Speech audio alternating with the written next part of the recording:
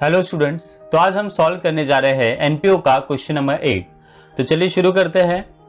तो पहले क्वेश्चन में following is the summary of receipt and payment of जय हनुमान व्यायामशाला Aurangabad for the year ended 31 March 2020। तो यहाँ पे क्वेश्चन में रिसिप्ट एंड पेमेंट अकाउंट दिया हुआ है ऑफ जय हनुमान व्यायामशाला। तो यहाँ पे रिसिप्ट एंड पेमेंट अकाउंट दिया हुआ है और बैलेंस शीट यहाँ पे दिया हुआ नहीं है। बट यहाँ पे एडिशनल इंफॉर्मेशन में हम यहाँ पे थर्ड एडजस्टमेंट अगर हम लोग देखेंगे तो यहाँ पे बैलेंस शीट के आइटम्स दिए हुए हैं। On 1 April 2019 the asset stood as under land and building हम लोग के पास 70,000 का था और फर्नीचर हम लोग के पास 45,000 का था। फिर इस एसेट को हमें डेप्रिसिएट भी करना है तो वो बाद में देखेंगे। तो ओपनिंग बैलेंस यहाँ पे दिया हुआ है कुछ एसेट्स का, जैसे लैंड एंड बिल्डिंग और फर्नीचर। बट यहां पे अगेन कैपिटल फंड का बैलेंस नहीं दिया हुआ है। तो याद रखो, जब भी अगर क्वेश्चन में कैपिटल फंड का बैलेंस नहीं दिया होगा तो कैपिटल फंड का बैलेंस हमें फाइंड आउट करना होगा। तो यहां पे तो बस दो ही आइटम दिए हुए हैं, एक तो लैंड एंड बिल्डिंग और एक फर्नीचर, और दोनों भी एसेट्स है। तो यहाँ पे रिसिप्ट एंड पेमेंट में देख लेते हैं कि कुछ पिछले साल का आइटम दिख रहा है क्या। तो जैसे यहाँ पे एक तो कैश इन हैंड हो गया, ये जो ओपनिंग बैलेंस है टू बैलेंस ब्रॉट डाउन 32,800, ये कैश है और एक कैश का ओपनिंग बैलेंस है। तो ये भी एसेट में आ जाएगा ओपनिंग बैलेंस शीट के। फिर ये सब्सक्रिप्शन है, सब्सक्रिप्शन में देखो 18-19 दिया और 19-20 दिया है। तो हमारा जो ईयर है वो 19-20 है, क्योंकि हमारा ईयर 2020 में खत्म हो रहा है। दैट मीन्स हमारा जो करेंट ईयर है वो हो जाएगा 19 एंड 20। तो ये करेंट ईयर है और ये जो 18-19 है ये हो जाएगा लास्ट ईयर। तो यहाँ पे मैं लिख भी लेता हूं, ये हो जाएगा last year and this is my current year. तो ये लास्ट ईयर का है, तो ये लास्ट ईयर के बैलेंस शीट में आ जाएगा। तो बैलेंस शीट में ये आ जाएगा एसेट्स में। फिर और कुछ है तो यहाँ पे देख लेते हैं।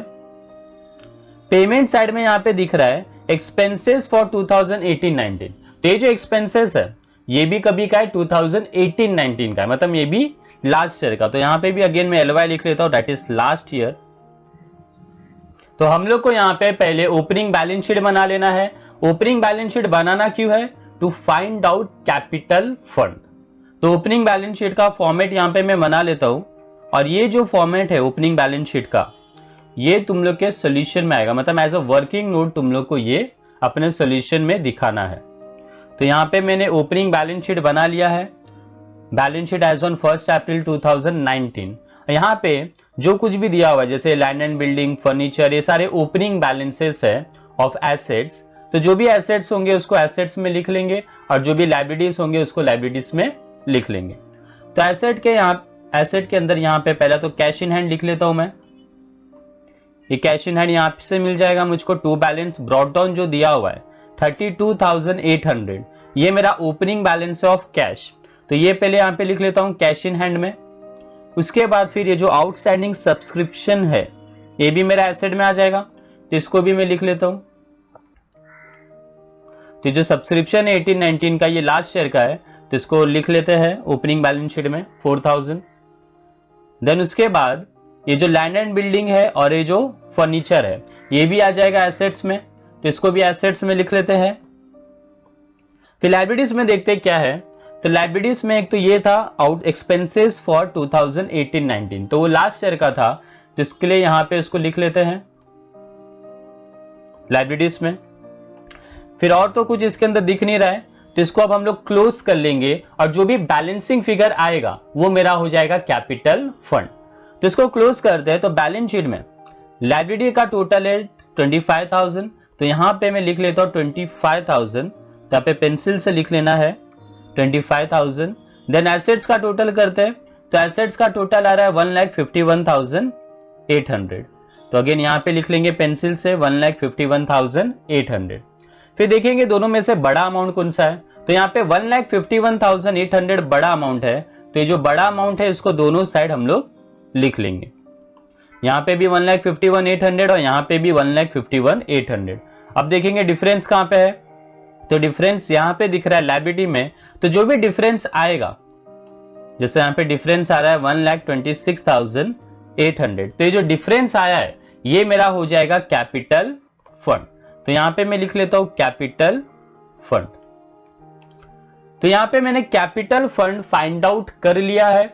अब हम लोग रिसिप्ट्स एंड पेमेंट अकाउंट देखेंगे। तो जो बैलेंस शीट है ये ओपनिंग बैलेंस शीट है, तो इसके अंदर ये जो लाइबिलिटीज वाले आइटम है ये मेरे सोल्यूशन के लाइबिलिटीज में आ जाएगा, और ये जो एसेट्स वाले आइटम है ये मेरे सोल्यूशन के एसेट में आ जाएगा। पर सिर्फ ये जो कैश इन हैंड दिख रहा है ये cash in hand opening balance है, तो इसको हम लोग कहीं पे नहीं लिखते, तो इसको मैं यहां पे क्रॉस कर देता हूं। Then receipt and payment account देखते हैं। तो रिसिप्ट एंड पेमेंट अकाउंट में अगेन वापस वही टू बैलेंस ब्रॉट डाउन 30,800, मतलब कैश का ओपनिंग बैलेंस दिया हुआ है, तो इसको अगेन हम लोग इग्नोर करेंगे। तो यहाँ पे अगेन मैं क्रॉस कर लेता हूं। नेक्स्ट है सब्सक्रिप्शन। तो सब्सक्रिप्शन मेरा आ जाएगा इनकम में। तो सब्सक्रिप्शन जो है उसमें 18-19 और 19-20 दोनों साल का दिया हुआ है। तो 18-19 मेरा लास्ट ईयर है और 19-20 मेरा करंट ईयर है, तो वहां पे मैंने LY और CY ऑलरेडी लिख दिया है। नेक्स्ट है डोनेशन। तो डोनेशन मेरा हो जाएगा income. Then receipts from entertainment, ये भी हो जाएगा income. Then interest on fix deposit, ये भी इनकम होगा। एंट्रेंस फीस, ये भी इनकम हो जाएगा। देन इनकम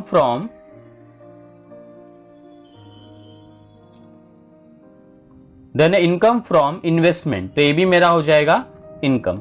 अब देख लेते हैं पेमेंट साइड। तो पेमेंट साइड में फर्स्ट है सैलरी। तो सैलरी मेरा हो जाएगा expense. Then lighting is also expense. General expense, ये भी मेरा एक्सपेंस है। मेंटेनेंस चार्जेस, ये भी मेरा एक्सपेंस है। Entertainment expense, this is also expense. Printing and stationery, ये भी एक्सपेंस है। देन जो एक्सपेंसेस है 2018-19 ये मैंने पे कर दिया है। तो यहां पे जो आउटस्टैंडिंग एक्सपेंस दिख रहा है तो इसको इसमें से माइनस कर देंगे। तो जो 25,000 रुपीज आउटस्टैंडिंग मेरा एक्सपेंस था लास्ट ईयर का, वो मैंने करंट ईयर में पे कर दिया है। तो अगर करंट ईयर में पे कर दिया है तो इसको यहां से हम लोग माइनस कर देंगे। तो इसको मैं टिक कर देता हूं।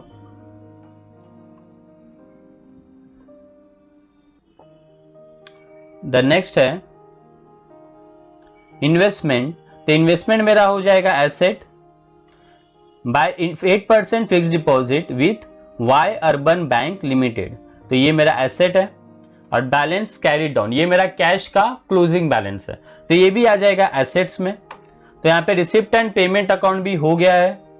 अब हम लोग एडिशनल इंफॉर्मेशन देख लेते हैं। तो जय हनुमान व्यायामशाला has 5,000 members paying annual subscription ₹50 each. तो टोटल यहाँ पे जय हनुमान व्यायामशाला में टोटल 5,000 मेंबर्स है और हर एक मेंबर ₹50 पे करता है। तो 5,000 इंटू 50 करेंगे तो ये आ जाएगा 2,50,000। तो यहाँ पे मैं लिख लेता हूँ 2,50,000। तो सब्सक्रिप्शन का जो टोटल अमाउंट है वो आना चाहिए 2,50,000। तो एनी हाउ हमें सब्सक्रिप्शन का टोटल 2,50,000 रुपीज लेके आना है। देन आउटस्टैंडिंग सैलरी है। तो आउटस्टैंडिंग सैलरी का पहला इफेक्ट हो जाएगा एड टू सैलरी और दूसरा इफेक्ट इसका आएगा लायबिलिटी में। तो सैलरी में ऐड होने वाला है, इसको सैलरी में टिक भी कर लेंगे। यहां पे सैलरी है, इसको टिक कर लेते हैं। नेक्स्ट है ऑन 1 अप्रैल। तो ये तो हो चुका है, लैंड एंड बिल्डिंग मैंने लिख दिया यहाँ पे और फर्नीचर भी लिख दिया है, बट इसको डेप्रीशिएट भी करना है। तो अगर डेप्रीशिएट करना है तो अगेन इसको टिक कर देते हैं। लैंड एंड बिल्डिंग के ऊपर डेप्रीशिएशन है 10% और फर्नीचर के ऊपर भी डेप्रीशिएशन है 10%। तो लैंड एंड बिल्डिंग में से 10% पहले माइनस करेंगे और फर्नीचर में से भी 10% माइनस कर देंगे और दूसरा इफेक्ट इसका आएगा एक्सपेंस में। नेक्स्ट है income accrued on investment is ₹2,000। तो जो इन्वेस्टमेंट है, इन्वेस्टमेंट कहां पे दिख रहा है? तो इन्वेस्टमेंट हम लोग का रिसिप्ट्स में दिख रहा है। यहाँ पे इन्वेस्टमेंट 1,50,000। तो ये जो 1,50,000 इन्वेस्टमेंट है, जो मैंने इन्वेस्टमेंट किया है, उस 1,50,000 पे मुझे इंटरेस्ट मिल रहा है। कितना इंटरेस्ट मिल रहा है मुझे? 2,000 रुपीज इंटरेस्ट मिलने वाला है। तो इसका पहला इफेक्ट हो जाएगा एड टू इन्वेस्टमेंट और दूसरा इफेक्ट इसका आ जाएगा इनकम में। बट इनकम में ऑलरेडी यहाँ पे इनकम फ्रॉम इन्वेस्टमेंट दिया हुआ है, तो इसको अलग से नहीं लिखेंगे क्योंकि ये जो इंटरेस्ट हम लोग को मिल रहा है, ये इंटरेस्ट किसका मिल रहा है? इन्वेस्टमेंट का ही मिल रहा है। और इनकम फ्रॉम इन्वेस्टमेंट ऑलरेडी मैंने इनकम में लिखा हुआ है, तो हम लोग क्या करेंगे, ये जो 2000 रुपीज है जो हमारा इनकम है उसको इस इनकम में ही ऐड कर देंगे, क्योंकि दोनों इनकम सेम ही है। ये भी इनकम इन्वेस्टमेंट से ही मिल रहा है मुझे और ये भी इनकम इन्वेस्टमेंट से ही मिलने वाला है, तो इसका दूसरा एफर्ट डाल देंगे add to income from investment. Next है 50% entrance fees and 60% of donation should be capitalised. तो यहाँ पे एंट्रेंस फीस का 50% अमाउंट पूरा नहीं करना है, लेकिन 50% अमाउंट को हमें क्या करना है, कैपिटलाइज करना है, और डोनेशन का जो 60% अमाउंट है उसे हमें कैपिटलाइज करना है। तो इसको हम लोग सॉल्यूशन में देख लेंगे, तो इसको टिक कर देते हैं, एंट्रेंस फीस और डोनेशन को टिक कर देते हैं, दोनों को एक एक टिक आ गया। नेक्स्ट है, तो यहां पे हम लोग को बोला है prepare income and expenditure account for the year ended 31 March 2020 and also balance sheet as on same date. तो यहां पे मैंने इनकम एंड एक्सपेंडिचर अकाउंट और बैलेंस शीट दोनों भी बना लिया है। और ये जो फिक्स डिपॉजिट दिया हुआ था हमें यहाँ पे जो 8% फिक्स डिपॉजिट है विथ अर्बन बैंक लिमिटेड, तो यहाँ पे मैंने एफडी कराया है और मुझे यहाँ पे इंटरेस्ट कितना मिलने वाला है 8%। तो यहाँ पे फिक्स डिपॉजिट के ऊपर हिडन एडजस्टमेंट भी है, तो इसको मैं टिक भी कर लेता हूं और इसको हम लोग सॉल्यूशन के टाइम ही देख लेंगे। तो यहाँ पे सम पूरा एक्सप्लेन मैंने कर दिया है, अब सम को सॉल्व करना स्टार्ट करते हैं। तो पहले जो बैलेंस शीट दिया हुआ है, ये बैलेंस शीट के सारे आइटम मेरे सॉल्यूशन के बैलेंस शीट में आ जाएगा। अच्छा एक चीज और, ये जो आउटस्टैंडिंग सब्सक्रिप्शन है 4000 रुपीज, ये जो 4000 आउटस्टैंडिंग सब्सक्रिप्शन है इसमें से मुझको ये पूरा एक्चुअली पूरा 4000 रुपीज मिल चुका है, तो इसको मैं टिक कर लेता हूं। एंड करंट ईयर का भी कुछ आउटस्टैंडिंग होगा, तो इसके लिए मैं इसको 2 टिक कर लेता हूं। तो अब स्टार्ट करते हैं। तो जो लाइबिलिटीज वाले सारे आइटम है ये आ जाएंगे लाइबिलिटीज में, और ये जो एसेट्स वाले सारे आइटम है आ जाएंगे एसेट्स में। तो लाइबिलिटीज में है आउटस्टैंडिंग एक्सपेंस विच इज 25,000, तो आउटस्टैंडिंग एक्सपेंस को लाइबिलिटी में लिख लेते हैं। एंड आउटस्टैंडिंग एक्सपेंस को टिक किया हुआ था, तो इसलिए इसका अमाउंट आ जाएगा इनर कॉलम में, एंड एक टिक है मतलब इसके लिए एक लाइन छोड़ देंगे। नेक्स्ट आइटम है कैपिटल फंड 1,26,800, तो यहाँ पे कैपिटल फंड तो ऑलरेडी मैंने लिखा हुआ है, तो बस मुझको इसका अमाउंट लिख लेना है कैपिटल फंड का, विच इज 1,26,800, और कैपिटल फंड के लिए हमेशा हमें 4 लाइन छोड़ना होता है, तो यहाँ पे मैंने 4 लाइन छोड़ दिया है। नेक्स्ट है फिर एसेट्स में देखते हैं। तो एसेट में पहला कैश इन हैंड है, तो कैश इन हैंड तो हमें यहाँ पे लिखना नहीं है। नेक्स्ट है आउटस्टैंडिंग सब्सक्रिप्शन, तो आउटस्टैंडिंग सब्सक्रिप्शन आ जाएगा मेरा एसेट्स में, एंड आउटस्टैंडिंग सब्सक्रिप्शन को 2 टिक किया था, उसका अमाउंट है 2018-19 का 4000, एंड इसको 2 टिक किया हुआ था, तो पहले टिक के लिए 1 लाइन छोड़ना है और दूसरे टिक के लिए 2 लाइन छोड़ना है। नेक्स्ट है लैंड एंड बिल्डिंग और फर्नीचर, तो लैंड एंड बिल्डिंग और फर्नीचर ये दोनों भी एसेट में आ जाएगा, तो पहला लैंड एंड बिल्डिंग लिख लेते हैं, लैंड एंड बिल्डिंग, और लैंड एंड बिल्डिंग का अमाउंट आएगा इनर कॉलम में क्योंकि इसके लिए 1 टिक है, तो 1 लाइन छोड़ देंगे इसके लिए। और फिर फर्नीचर का अमाउंट भी आएगा इनर कॉलम में क्योंकि इसको भी टिक किया हुआ है, और इसके लिए भी 1 लाइन छोड़ देंगे। तो यहां पे मेरा बैलेंस शीट हो गया है। अब देखेंगे रिसिप्ट्स एंड पेमेंट अकाउंट। तो रिसिप्ट एंड पेमेंट अकाउंट में फर्स्ट आइटम है सब्सक्रिप्शन, पहले तो बैलेंस ब्रॉट डाउन है बट वो आएगा नहीं, फिर सब्सक्रिप्शन है, तो सब्सक्रिप्शन का जो टोटल अमाउंट है वो है 2,34,000, और हमें हमेशा टोटल अमाउंट लिखना होता है, तो सब्सक्रिप्शन का टोटल अमाउंट लिख लेते हैं, इनर कॉलम में आएगा 2,34,000। देन इसके अंदर कुछ लास्ट ईयर का भी दिया हुआ था, जैसे ये 18-19 ये लास्ट ईयर का है और ये करेंट ईयर का है, तो ये जो लास्ट ईयर का है 4,000 रुपीज उसको यहाँ पे माइनस कर देंगे।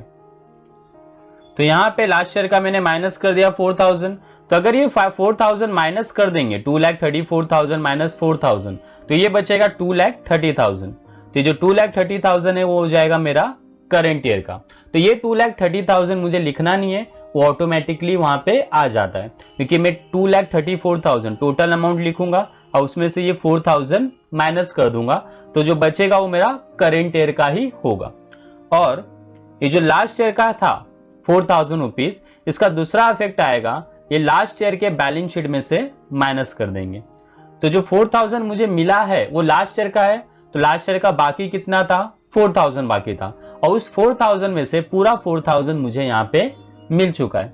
तो इसको यहां से माइनस कर देते हैं,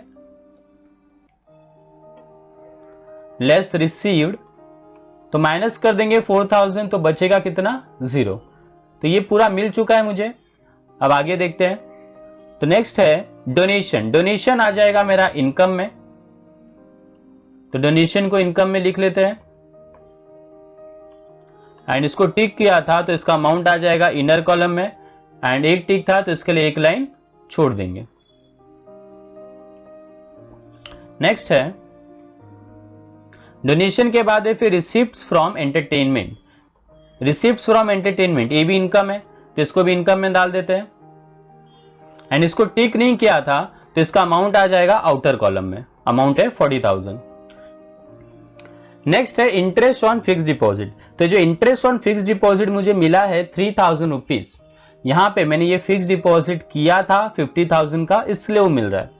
तो 50,000 का अगर 8% अगर हम लोग इंटरेस्ट निकालते हैं तो डेट कम्स टू 4,000। 50,000 का 8% आएगा 4,000, और उस 4,000 में से मुझे 3,000 रुपीज ऑलरेडी मिल चुका है। तो अभी बाकी कितना है, सिर्फ 1,000। तो सिर्फ जो 1,000 बाकी है, वो जो 1,000 है वो फिक्स डिपॉजिट में ऐड हो जाएगा, मतलब ये हो जाएगा 51,000, और जो 1,000 बाकी है वो अगेन फिर इसमें भी ऐड हो जाएगा, तो ये टोटल हो जाएगा 4,000। दैट मीन्स इसको भी हम लोग टिक कर लेते हैं इंटरेस्ट ऑन फिक्स डिपॉजिट को। तो 3,000 लिख लेंगे interest on fix deposit, and tick किया हुआ है तो इसका अमाउंट आ जाएगा इनर कॉलम में, और एक टिक है तो एक लाइन छोड़ देंगे। नेक्स्ट आइटम है एंट्रेंस फीस। एंट्रेंस फीस भी आ जाएगा इनकम में, एंड इसका अमाउंट है 50,000, तो एंट्रेंस फीस भी लिख लेते हैं, इनर कॉलम में आ जाएगा 50,000, एंड इसको टिक किया हुआ है, और एक टिक है तो इसके लिए भी एक लाइन छोड़ देंगे। नेक्स्ट है इनकम फ्रॉम इन्वेस्टमेंट। इन्वेस्टमेंट से मुझे इनकम मिल रहा है 1,000 रुपीज, ये आ जाएगा इनकम में, एंड इसको भी टिक किया हुआ था तो इसका अमाउंट भी आ जाएगा इनर कॉलम में, एंड इसको भी एक टिक था तो इसके लिए भी एक लाइन छोड़ देंगे। नेक्स्ट आइटम है, तो अभी रिसिप्ट भी हो चुका है, अब देखते हैं पेमेंट साइड। तो पेमेंट में पहला है सैलरी, तो सैलरी आ जाएगा मेरा एक्सपेंस में, सैलरी को टिक किया हुआ है तो इसका अमाउंट हम लोग लिखेंगे इनर कॉलम में, एंड एक टिक था तो इसके लिए एक लाइन छोड़ देंगे। नेक्स्ट है फिर सैलरी के बाद lighting, general expense, maintenance charges, entertainment expense, printing and stationery. तो ये जो पांचों आइटम दिख रहे, lighting, general expense, maintenance charges, entertainment expense और प्रिंटिंग एंड स्टेशनरी, ये सब एक्सपेंस है, जिसको साथ में एक्सपेंस में लिख लेते हैं, लाइटिंग से लेके प्रिंटिंग एंड स्टेशनरी तक। और किसी को भी टिक नहीं किया हुआ है तो सबका जो अमाउंट है वो आ जाएगा आउटर कॉलम में। जैसे लाइटिंग का था 10,500, then general expense 20,000, maintenance charges 40,000, entertainment expense 35,000, and printing and stationery 7,000। Then next है एक्सपेंसेस फॉर 2018-19। तो ये लास्ट ईयर का है, मतलब ये लास्ट ईयर में से माइनस हो जाएगा। तो ये जो एक्सपेंसेस दिख रहा है 25,000, ये मैंने पे कर दिया है, तो इसमें से माइनस कर देंगे, पूरा पे कर दिया 25,000, तो ये बचा कितना, कुछ नहीं, तो वहां पे मैंने डैश कर दिया। नेक्स्ट है इन्वेस्टमेंट। तो इन्वेस्टमेंट मेरा आ जाएगा एसेट में, अमाउंट है 1,50,000, और इसको भी टिक किया हुआ है तो इसका अमाउंट भी आ जाएगा इनर कॉलम में 1,50,000, एंड एक टिक किया था तो इसके लिए भी एक लाइन छोड़ देंगे। इन्वेस्टमेंट के बाद है फिर 8% fix deposit with Y urban bank limited. तो ये भी आ जाएगा एसेट में, एंड इसको भी टिक किया हुआ है तो इसका अमाउंट भी आएगा इनर कॉलम में।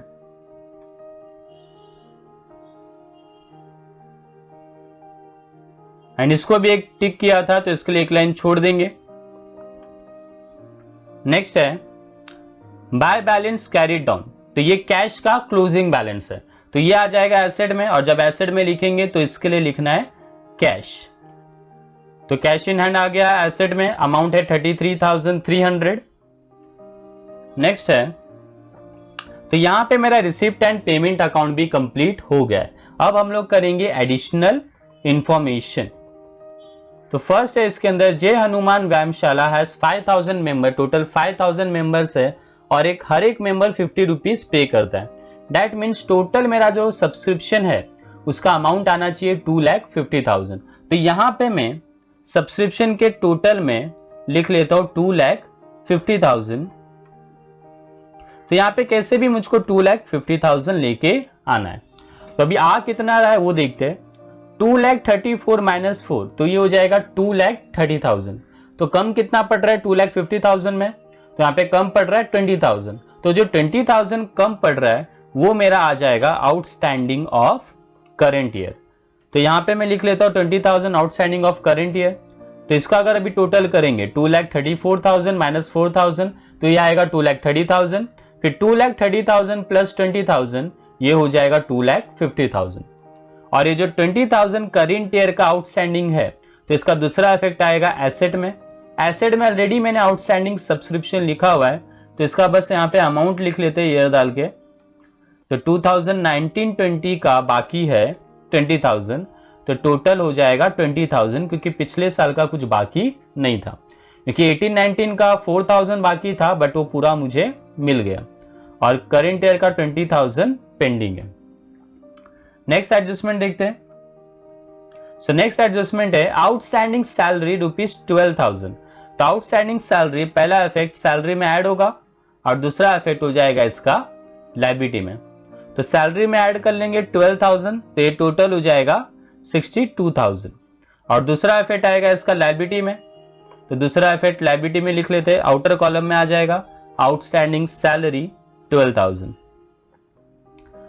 नेक्स्ट एडजस्टमेंट है ऑन 1 अप्रैल। तो ये तो इंफॉर्मेशन था, ये हो गया। लैंड एंड बिल्डिंग को मैंने एसेट में और फर्नीचर को भी एसेट में ऑलरेडी लिख दिया है, बट इसके ऊपर डेप्रीशिएशन भी करना है at the rate 10% per annum. तो डेप्रीशिएशन कर लेते हैं। लैंड एंड बिल्डिंग पे डेप्रीशिएशन है 10%, तो 10% अगर निकालेंगे 70,000 का, तो ये आ जाएगा 7,000, और 7,000 माइनस कर देंगे तो ये बचेगा 63,000। फिर फर्नीचर पे भी डेप्रीशिएशन निकाल लेते हैं। तो फर्नीचर का अमाउंट है 45,000, तो 45,000 का 10% आ जाएगा 4,500, तो ये बचेगा 40,500। फिर डेप्रीशिएशन का जो दूसरा इफेक्ट है वो आ जाएगा एक्सपेंस में, तो दूसरा इफेक्ट भी डाल देते हैं एक्सपेंस में। तो depreciation on land and building पे 7,000 और फर्नीचर पे 4,500, तो टोटल हो गया 11,500। अब नेक्स्ट एडजस्टमेंट देखते हैं। नेक्स्ट है income accrued on investment is ₹2,000। 2,000 rupees income accrue हुआ है इन्वेस्टमेंट के ऊपर। तो इन्वेस्टमेंट में इसको ऐड करेंगे, तो पहले इन्वेस्टमेंट में ऐड कर लेते हैं। तो इन्वेस्टमेंट में ऐड कर लेते हैं, टोटल 2,000 है, तो ये हो जाएगा 1,52,000। दूसरा इफेक्ट फिर इसका इनकम फ्रॉम इन्वेस्टमेंट में ऐड हो जाएगा, तो इनकम फ्रॉम इन्वेस्टमेंट में इसको ऐड कर लेते हैं, तो ये टोटल हो जाएगा फिर 3,000। नेक्स्ट एडजस्टमेंट है 50% entrance fees and 60% of donation should be capitalised. तो एंट्रेंस फीस का 50% अमाउंट और डोनेशन का 60% अमाउंट, इसे हमें कैपिटलाइज करना है। तो यहां से पहले एंट्रेंस फीस में से माइनस कर लेते हैं। तो एंट्रेंस फीस में से माइनस हो जाएगा 50%, तो 50% माइनस हो जाएगा, तो 50,000 का 50% आएगा 25,000, तो बचेगा 25,000। फिर एंट्रेंस फीस में से माइनस होके ये कैपिटल फंड में ऐड हो जाएगा, तो इसको कैपिटल फंड में ऐड कर लेते हैं। कैपिटल फंड में ऐड हो गया 25,000। फिर डोनेशन में से लेस करना है 60%, तो डोनेशन में से भी लेस कर लेते हैं 60%। तो डोनेशन में से लेस कर लेंगे 60%, तो ये आ जाएगा 36,000, तो बचेगा 24,000। फिर इस 36,000 जो मैंने लेस कर दिया है डोनेशन में से, इसको फिर कैपिटल फंड में हम लोग ऐड कर लेंगे। तो इसको कैपिटल फंड में फिर ऐड भी कर लेते हैं। द नेक्स्ट एडजस्टमेंट है, ओके अब हो गया है सब, लेकिन यहां पे ये जो 1000 पेंडिंग था 8% फिक्स डिपॉजिट पे, क्योंकि टोटल 50,000 का 8% आ रहा था 4,000, बट यहां पे इंटरेस्ट लिखा हुआ है सिर्फ 3,000। तो जो 1000 पेंडिंग इंटरेस्ट है उसका भी इफेक्ट हमें यहाँ पे पास करना होगा। तो जो 1000 पेंडिंग है उसको यहाँ पे ऐड कर लेते हैं फिक्स डिपॉजिट में। तो फिक्स डिपॉजिट में ऐड हो जाएगा तो ये हो जाएगा 51,000, और दूसरा इफेक्ट इसका आ जाएगा इंटरेस्ट ऑन एफडी में ऐड। तो इंटरेस्ट ऑन एफडी में भी ऐड कर लेते हैं, तो ये टोटल हो जाएगा फिर 4,000। तो यहां पे मेरा सम कंप्लीट हो गया है। अब इसको टैली कर लेते हैं। तो पहले एक्सपेंडिचर का टोटल देख लेते हैं कितना है। तो एक्सपेंडिचर का टोटल यहां पे आ रहा है 1,86,000। तो यहां पे मैं इसको पेंसिल से लिख लूंगा 1,86,000। एंड फिर इनकम का टोटल कर लेते हैं। तो इनकम का टोटल आ रहा है 3,46,000। तो अगेन यहाँ पे मैं पेंसिल से लिख लेता हूँ 3,46,000। फिर दोनों में से जो बड़ा अमाउंट रहेगा उसको दोनों साइड लिख लेना है। तो बड़ा अमाउंट है 3,46,000, तो 3,46,000 दोनों साइड आ जाएगा। फिर देखेंगे डिफरेंस कहाँ पे है। तो डिफरेंस यहाँ पे डेबिट में दिख रहा है, मतलब एक्सपेंस में दिख रहा है। तो जो डिफरेंस आएगा उसको हम लोग बोलेंगे सरप्लस। तो यहाँ पे मैं लिख लेता हूँ 2 सरप्लस, और डिफरेंस आ रहा है 1,60,000 का। फिर जो सरप्लस है इसको हम कैपिटल में ऐड कर लेंगे। तो कैपिटल में यहाँ पे ऐड कर लेंगे तो टोटल जो हो जाएगा वो हो जाएगा 3,47,800। अब यहाँ पे लायबिलिटीज का टोटल कर लेते हैं। तो लायबिलिटीज का टोटल आ रहा है 3,59,800। तो यहाँ पे लिख लेंगे 3,59,800। और फिर एसेट का टोटल देखते हैं। तो एसेट का टोटल भी आ रहा है 3,59,800। तो अगेन यहाँ पे भी लिख लेंगे 3,59,800। तो यहाँ पे दोनों साइड का टोटल, लायबिलिटी का और एसेट का टोटल, दोनों का टोटल सेम आ चुका है, मतलब हमारा सम यहाँ पे टैली हो गया। तो आज के लिए इतना ही। Thanks for watching this video. Take care, bye bye.